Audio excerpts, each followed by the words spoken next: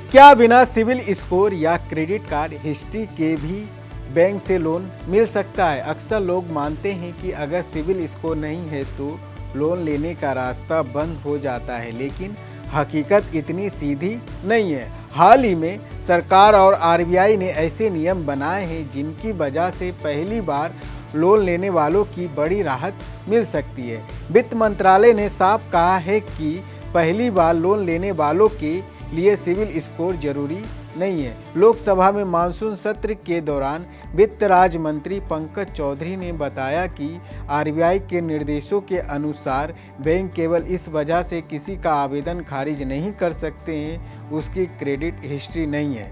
यानी अगर आपने पहले कभी लोन या क्रेडिट कार्ड इस्तेमाल नहीं किया है तो आपके लिए लोन का रास्ता खुला रहेगा। हालांकि इसका मतलब यह नहीं कि बैंक बिना जांच पड़ताल के लोन दे देंगे।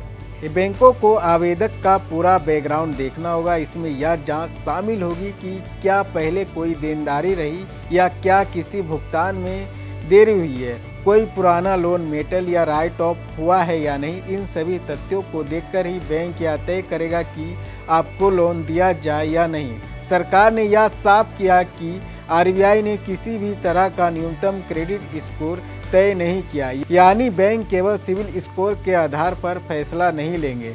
वे आपकी आय, मौजूदा देनदारियों और लोन चुकाने की कैपेसिटी जैसे फैक्टर को भी ध्यान में रखेंगे। क्रेडिट रिपोर्ट इसमें सिर्फ एक सहायक इनपुट होगी, ना कि अंतिम आधार पर। अब बात करते हैं आखिर सिविल स्कोर होता क्या है। यह 300 से 900 तक का 3 अंकों का नंबर होता है जो आपकी क्रेडिट योग्यता दिखाता है। यह स्कोर क्रेडिट इंफॉर्मेशन ब्यूरो यानी सिविल तैयार करता है और बैंक इसी आधार पर समझते हैं कि आप लोन चुकाने में एबल है या नहीं। लेकिन अच्छी खबर यह है कि पहली बार लोन लेने वालों के लिए यह स्कोर जरूरी नहीं है।